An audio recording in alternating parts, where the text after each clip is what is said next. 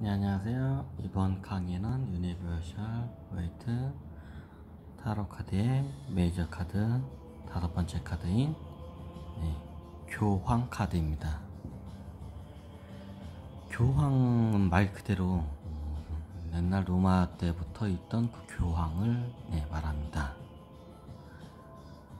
자, 교황의 모습을 한번 잘 봐주세요. 오른손은 하늘을 가리키고 있고요. 두 손가락은 하늘을 가리키고 있고요. 왼손에는 이상한 물건 하나 들고 있네요. 자, 이 왼손에 있는 교황이 들고 있는 물건은 무엇일까요? 요거는 십자가입니다. 기독교에서 말하는, 우리가 말하는 열십자 외에 십자가가 몇 개가 더 있습니다. 같은 십자가로 봅니다. 우리 대한민국 문화권에서 십자가 하면 십자가만 다 알고 계신데요. 이것도 십자가에 오히려 그 십자가보다는 더 오래된 십자가예요. 우리가 알고 있는 십자가보다요. 지금 보시면 십자가가 아니라 마치 무슨 임금왕자 좀 비슷하기도 하죠. 저도 처음에 이걸 봤을 때 좀 그렇게 착각을 많이 했는데요. 나중에 좀 이것저것 알아보고 이제 다른 데서 좀 많이 이게 제안도 받고 강의를 좀 이렇게 듣다 보니까 요게 유대교에 보면 카발라가 있어요. 이건 제가 카발라 나중에 따로 설명드리겠는데요. 유대교에 보면 카발라의 그 형상, 마치 그 형상과 같아요. 가운데에 세 개의 마치 선이 있는 같은 모양이고요. 하나가 짝대기가 쫙 그어진 그런 느낌이에요. 어떤 분 명상단체에서는 카발라가 이게 차크라를 상징한다고 하는 데도 있고, 다르게 이게 좀 해석하는 데도 많은데요. 굉장히 신빙성이 높은 말입니다. 차크라적인 요소도 분명히 거기에 카발라에 들어있어요. 그 말은즉 유대교의 카발라에는 보통 카발라를 밀교라고 하더라고요. 저도 몰랐는데 최근에 저도 이 사실을 알게 됐어요. 카발라가 유대교에서는 이게 밀교로 해서 내려온대요. 그게 왜 밀교로 내려왔는지 이제 그게 좀 약간 이해가 되더라고요. 그 문화권에서는 왜 그 밀교로 내려갈 수밖에 없는지. 그건 나중에 제가 카발라에 대한 강의를 할 때 그거는 자세히 설명드리고요. 요거는 유대교 경전인 카발라의 그 형상을 모양을 마치 해가지고 십자가를 만든 거예요. 그리고 요 고요황의 그 뒤쪽에 있는 양 옆에 있는 큰 회색 기둥과 그 회색 의자, 요거는 보통 타로 카드에선 회색 의자나 회색 바탕을 좋게는 그렇게 해석이 안 돼요. 무의식 상태, 이 교황의 무의식 상태를 지금 뒤에 있는 의자와 기둥으로 지금 그걸 나타낸 거예요. 보통 여사제 카드를 보시면 뒤에 전에 미리 강의했지만 한쪽은 음과 양을 약간 남자와 여자를 상징성으로 이렇게 색깔로 해서 넣지만 이 교황 카드에 있는 그 뒤에 있는 기둥만은 다르게 해석됩니다. 요거는 마치 좀 뭐랄까 좀 차가운적인, 일단 무채색은 차가운 면을 일단 내포하고 있고요. 그리고 양 옆이 대칭이 틀리지가 않고 같습니다. 보통 어느 문화거든지 이게 원래 기둥으로 이렇게 양 뒤에 받치면 그 기둥이 음이나 양, 남자나 여자, 아니면 불이나 물, 이런 요소로 해가지고 확 나눠지게 이게 상징을 많이 해요. 근데 이 카드는 그런 요소가 전혀 없죠. 똑같은 양 기둥이 좌우에 뒤에 있습니다. 이 말은 이 타로 카드를 이때 이렇게 만드신 분이 이걸 알고 만드셨는지 이거를 모르고 이렇게 무의식적으로 그냥 만드신 건지 모르겠지만 굉장한 어떻게 보면 좀 메시지가 좀 담겨 있어요. 원래 정상적으로 하면 뒤에 있는 양 기둥이 각각 달라야 돼요. 그게 색깔로 해서든지 아니면 어떤 상징물로 해서 틀려야 하지만 뒤에 있는 상징물은 네, 두 개 다 같습니다. 뒤에 있는 상징물, 기둥에 있는 상징물을 잘 보시면요, 저도 이걸 알아보려 하는데 이걸 못 알아봤는데, 이게 어떻게 보면 무슨 모양 같기도 하고 잎사귀 모양 같기도 한데, 요거는 제가 그것까지는 알아내지는 못했어요. 요 뒤에 있는 기둥에 있는 저 무늬의 똑같은 무늬의 상징은, 근데 뭔가 그쪽 문화권에서는 저게 뭔 의미가 있기 때문에 무채색 의지에다가 굳이 저걸 넣은 데는 그만한 이유가 있다고 생각합니다. 하지만 저는 아직 거기까지는 알아지지는 못했습니다. 일단 뭐 하늘을 나타낸 거는 당연히 뭐 하나님 아버지를 이게 가리키실 때 하나님께 하늘을 나타내고요. 아까 다시 말하겠지만 그 왼쪽 손에 있는 거는 유대교 경전의 밀교에 있는 카발라의 그 형상을 한 십자가입니다. 그리고 위에 보시면요, 교황이 처음에 이걸 보고 저도 놀랐어요. 마치 이게 도교에 보면 그게 중앙박물관에서 봤는데 갑자기 그게 생각이 안 나네.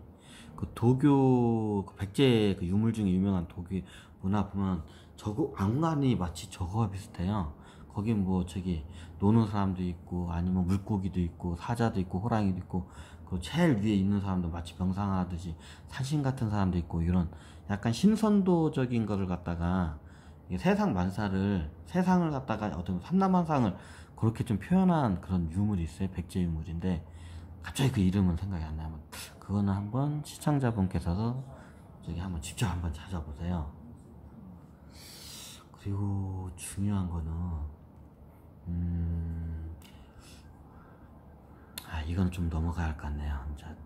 그거는 제가 지금 말씀드리기엔 좀 아직 이거는 너무 예민한, 이게 왜 교황 카드가 말씀드리기가 굉장히 예민한 요소들이 많아요.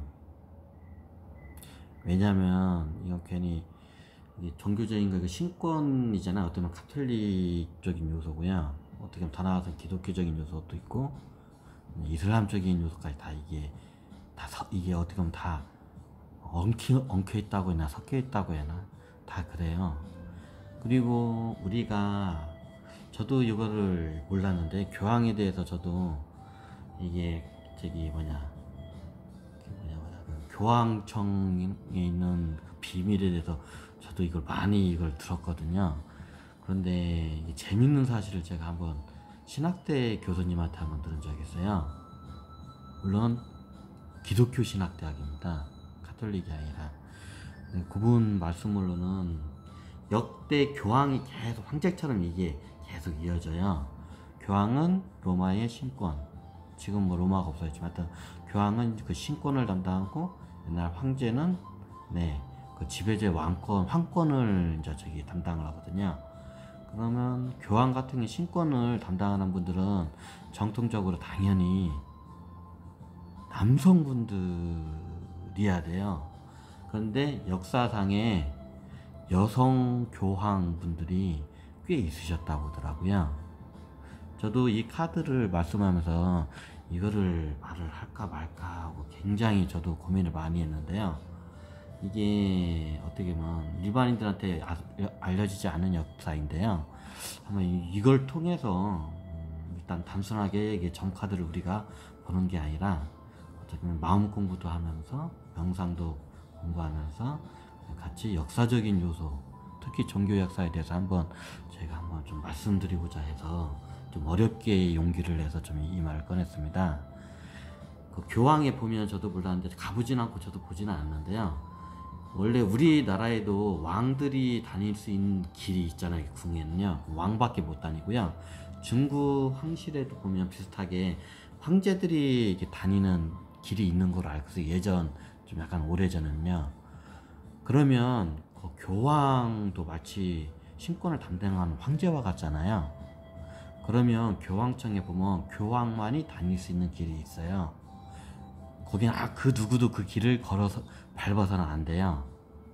근데 그 교황만이 다닐 수 있는 길이 나중에는 이게 무슨 이 말을 하면 좀 굉장히 애매한데, 이게 불순한 길로 이게 이제 다시 바뀐 이게 역사적인 사건이 발생해요.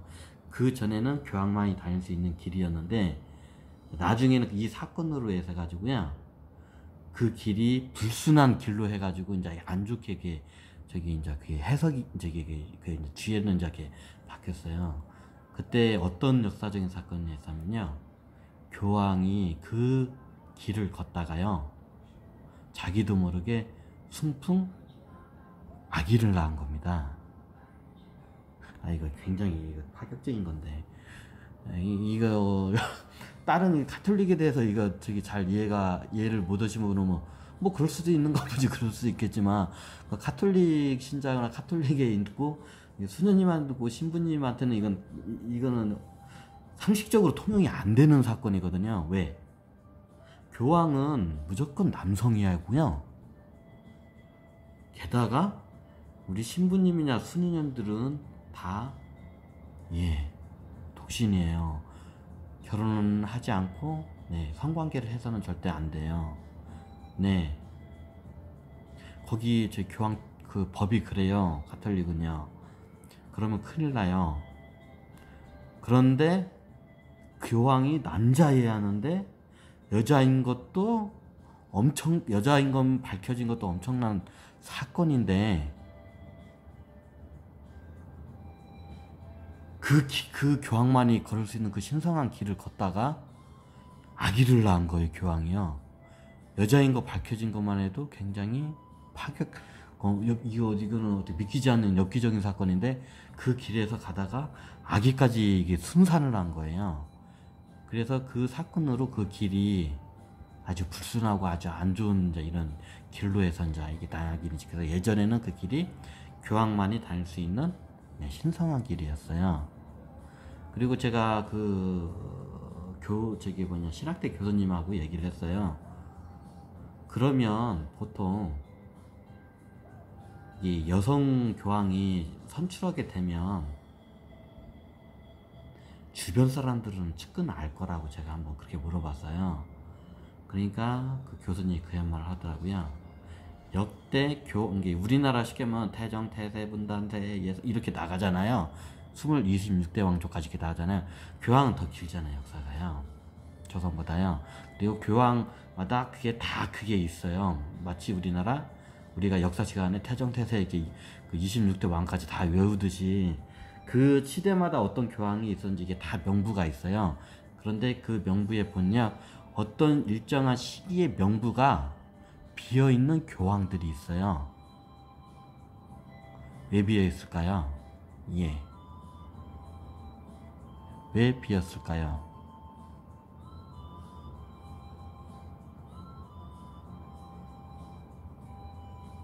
그건요,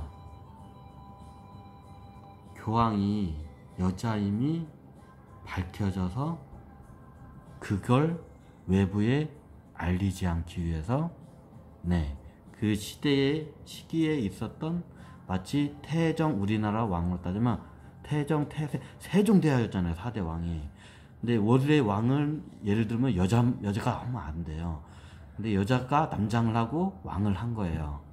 근데 세종대왕이 예를 들어서 여자임이 밝혀진 거예요.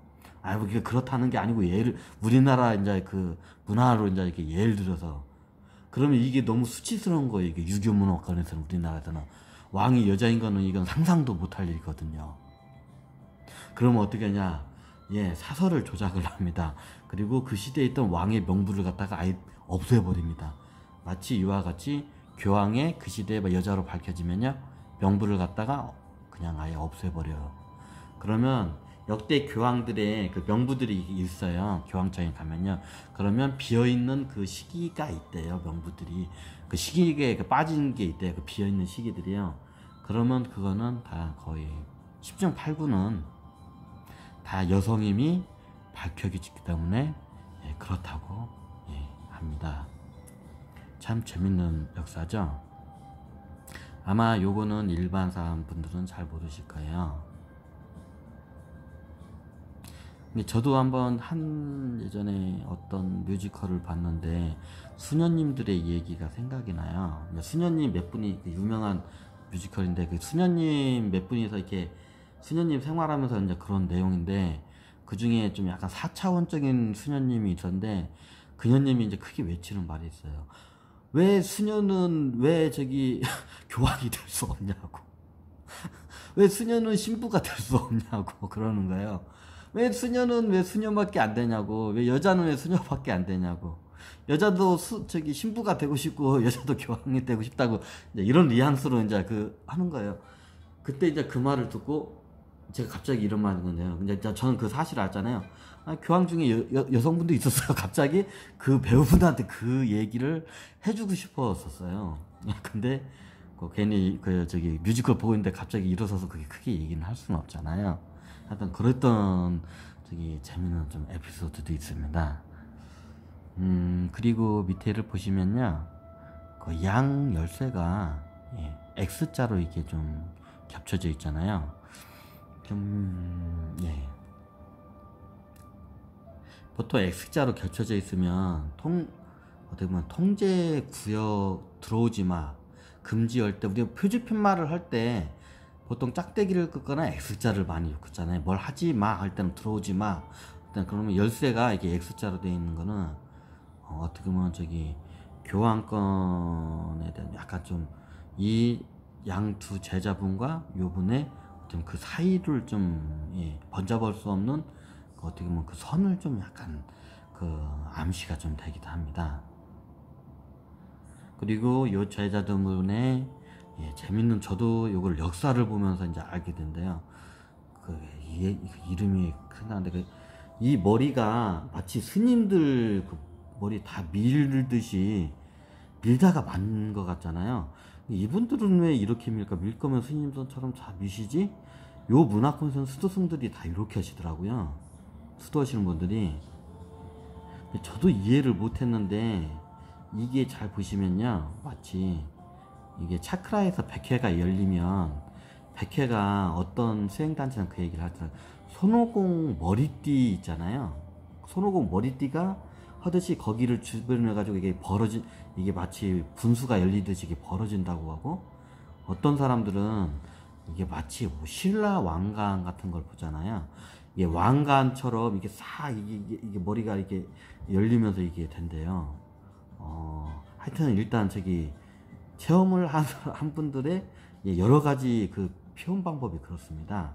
근데 이게 기가 막히게도 그 백회 차크라가 있을 때 딱 그 모양이에요. 그 테두리가 딱 그만큼 이렇게 된 거예요. 그러면 이분들이 이게 수행을 하면서 이 백회를 잘 열게 해서 거기를 시원하게 일단 스님들도 머리를 깎는 이유가 여러 가지가 이유가 있어요. 이건 또 좀 예민하기 때문에 이거는 제가 나중에 이거 한번 다시 순화시켜서 강의를 하고요. 이것도 마치 스님들 머리 깎는 거 좀 비슷해요. 이게 딱 이게 100회 열리는 자리 딱 이렇게 되더라고요. 그리고 이렇게 되면 이게 하늘과 이제 메시지가 와닿는다고 또 이렇게 또 하더라고요. 어떤 신부님은 그렇게 말씀하시더라고요. 요거에 대해서요. 그리고 요 지금 두 사제가 있잖아요. 지금 제자가 한 분은 왼쪽 오른쪽 분은 백합꽃에 파란색 옷을 입었고요. 그리고 노란색 띠고, 그리고 왼쪽 분은 마치 장미의 빨간색에 약간 초록빛 남루한 색깔이죠. 이겁니다. 보통 장미는 보면 느낌이 어떻게 하면요, 이 문화권에 따라서 이걸 저도 몰랐는데요, 코란에서 가잖아요. 코란도 수행 문화가 따로 있어요. 이분들은 이게 뭐라고 해야 여기도 밀교라고 해야 하나, 일반인들은 코란 책자 그런 것만 있잖아요. 마치 이거 비슷해요. 유대경전도 보면 유대경전 책자로 이렇게 글로 되어 있잖아요. 근데 저기 카발라도 이거 지금은 다 이제 밝혀진 거 밀교라는 그렇지만 옛날엔 그게 밀교했거든요, 카발라가. 근데 밀교했던 이유가 있거든요. 근데 저도 이거 요소를 어디서 많이 봤냐면요, 이게 코란에서 옛날 코란 박물관을 가봤는데, 코란도 이게 따로 수도승들 이게 저기 비슷하게 있고, 그분들이 수행하는 방법 중에 그 여러 가지 그 문학 그 저기 문화에 따라서 좀 방법이 틀린데요. 그분들은 꽃과 저기 석류를 갖다가 그리고 여러 과일 이런 거를 저기 수행 그 용품으로 좀 쓰시더라고요. 그 예전에요. 저도 그거를 몰랐는데 코란 박물관에서 그거를 발견했어요. 그러면 거기서 유난히 많이 나오는 꽃이 뭐냐면요, 튤립과 백합이 있고요. 그리고 이런 장미 같은 이게 블링블링한 꽃들이 있잖아요. 이런 꽃들이 주류고요. 그리고 이게 석류나 과즙이 이렇게 송송송 있고 포도 같은 것들이 이게 그런 과일을 약간 수행, 이게 이미지 수행, 어쨌든 이미지 트레이닝이라고 하면 좀 그렇고, 이미지 수행하는 걸 제가 한번 발견을 했어요. 근데 거기에 있는 박물관에 있으신 분들도 그거에 대해서는 적절한 그 좀 설명이 없으셔서 그걸 잘 모르시고 다 전시를 그냥 전시만 해놓으신 것 같던데, 이게 이미지를 통해서 사람이 마치 마음을 블링블링하게 되면 그 청색과 백합을 왜 이렇게 매칭을 시켰냐면, 청렴함과 백합이 지혜로움을, 이게 순결과 지혜로움, 그리고 청렴함이 이게 약간 표함이 되어 있어요. 그래서 파란색 옷에 백합이 되어 있고요. 그리고 이쪽에 장미는 이게 블링블링한 마음, 그런 게 되어 있어요. 이게 알게 모르게 이게 보면, 저는 개인적으로 동학을 좀 공부하면서, 동학은 유불선이잖아요. 그러면 옛날 갖다가 서학이라고 했어요. 동학에서는 서양을. 이 서학을 먼저 우리나라에 들어온 게 카톨릭이잖아요. 그러면 카톨릭만 서학이라고 안 했어요, 동학에서는. 근데 그 자료가 있는지 모르겠네요. 서학은 어디까지 서학이냐면요, 이슬람교, 유대교, 카톨릭교, 지금 우리가 믿는 뭐 감리교, 장로교 같은 이런, 어떻게 보면 나중에 이게 변형된 기독교라고 해요. 하여튼 기독교라고 일단 하죠. 이런 걸 다 묶어가지고 이걸 서학이라고 했어요. 그리고 이게 동양은, 우리 동양은 유교, 불교, 선도는 도교라고도 뭐 해도 무방한데, 유불선, 요거를 갖다 유불도를 갖다가 이게 해서 동학이라고 하고요. 서학을 동학에서는 마치 이슬람, 카톨릭, 그리고 기독교, 그리고 유대교, 요걸 다 서학이라고 딱 이렇게 그룹을 했어요. 저도 왜 그렇게 했는지 그거를 발견했을 때 그걸 몰랐는데, 이거를 종교적인 걸 좀 약간 연구를 하고 공부를 하다 보니까 이게 그냥 비슷한 요소가 아니고요. 거의 마치 이게 뭐가 같냐면, 한 나무에 마치 한 나무에 유대교가 둥치와 같고요. 이렇게 하면 또 욕먹는데, 그리고 그에 따른 각각 뻗어난 하나의 가지가 카톨릭이고요. 그 카톨릭에서 한 번 더 뻗어나는 게 우리가 지금 대한민국에서 많이 믿고 있는 기독교고요. 장로교, 감리교, 뭐 침례교, 이런 기독교고요. 그리고 뭐 그 전에 뭐 여러 가지 파가 있으니까 일단 그거는 삼가하고요. 저 일단 이렇게 약간 나중에 설명하고요. 그리고 그 유대교고 그 두 가지 요소에서 한 번 더 이제 가지가 한 번 더 한 가닥이 나온 게 이게 이제 이슬람으로 저는 그렇게 생각을 해요. 요거는 나중에 한번 서쪽 이제 서학 이쪽 이제 경전을 한번 볼 때 왜 그렇게 된지 요소들이 다 보여요. 이거 너무 교황 이거 설명하다 너무 많이 갔네요. 이건 따로 나중에 강의를 하려고 했는데, 그러면 제가 여기 원래 한 강의당 어지간하면 제가 10분 안에서 다 이게 한 토막씩 다 끊어가지고 하려고 했는데, 지금 거의 이거 30분을 넘을 것 같아가지고 일단 여기서 교황 강의는 마치겠습니다. 더 자세한 거는 이제 뒤에 타로 카드나 나중에 이제 다른 강의를 통해서 설명을 드리겠습니다. 감사합니다.